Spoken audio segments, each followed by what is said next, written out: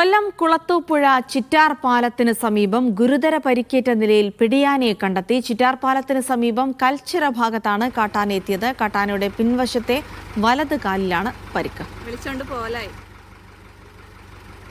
അനൽക സെയ്ദ് വിവരങ്ങൾ നൽകും. അനൽക, അപ്പോൾ ഈ ആന ഇപ്പോഴും ഈ പ്രദേശത്ത് തന്നെ ഉണ്ടോ?